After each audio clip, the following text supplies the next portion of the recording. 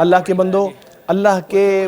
قریبی بندے، اللہ کے نیک بندے اللہ کا قرب تلاش کرتے رہے اور جو وعدہ انہوں نے اللہ کے ساتھ کیا تھا اس کو پورا کرتے چلے گئے، یہاں تک کہ اللہ نے انہیں اپنے سے قریب کر دیا، یہاں تک کہ محمد علیہ السلام اور ابراہیم علیہ السلام سب سے بلند پہنچ گئے۔ ان دونوں کو اللہ نے اپنا خلیل بنا لیا، اپنا دوست اور قریبی دوست بنا لیا، جیسے اللہ کا فرمان ہے اللہ نے ابراہیم کو اپنا خلیل بنا لیا۔ اسی طرح نبی اکرم صلی اللہ علیہ وسلم کا فرمان ہے اگر میں اپنی امت میں سے کسی کو خلیل بناتا تو میں ابو بکر کو خلیل بناتا، لیکن تمہارا یہ ساتھی جو ہے، یعنی آپ صلی اللہ علیہ وسلم اپنی طرف اشارہ کرتے ہوئے فرماتے کہ یہ اللہ کا خلیل ہے۔ برزخ میں اللہ تعالیٰ نے ان دونوں کا درجہ سب سے بلند رکھا ہے، آخرت میں بھی جنت میں سب سے بلند درجہ ان دونوں کا ہی درجہ بنایا ہے۔ پھر اللہ تعالیٰ نے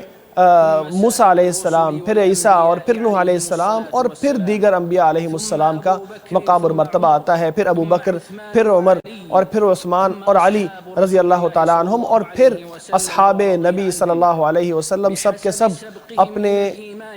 ایمان اور جہاد اور ہجرت کے مطابق فضیلت رکھتے ہیں۔ پھر آپ صلی اللہ علیہ وسلم کے قریبی لوگ اور اس کے بعد جو تابعین ہیں اور تبع تابعین اور پھر اس امت کے نیک لوگ جیسے علماء اور جیسے اولیاء۔ اے مومن بھائیوں، اللہ تعالیٰ کا لوگوں پر فضل یہ ہے کہ وہ اپنے بندوں کے لیے اس نے یہ مشکل نہیں رکھی کہ ان کو کسی ایسے بندے کی یا کسی واسطے کی ضرورت پڑے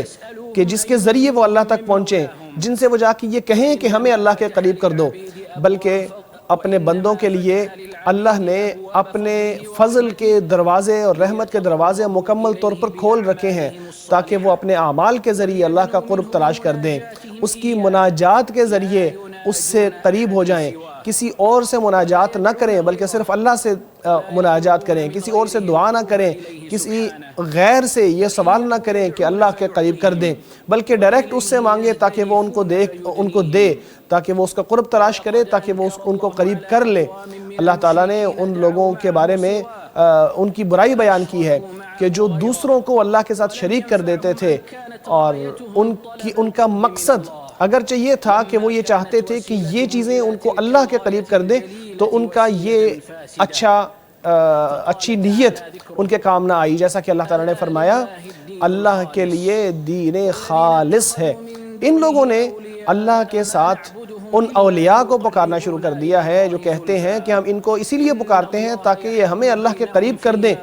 تو اللہ تبارک و تعالیٰ ان کے اس اختلاف کے بارے میں خود فیصلہ کرے گا۔ اللہ ان لوگوں کو ہدایت نہیں دیتا جو کاذب ہے اور جو ناشکرہ ہے۔ چونکہ اللہ تعالیٰ کا قرب حاصل کرنے کا ذریعہ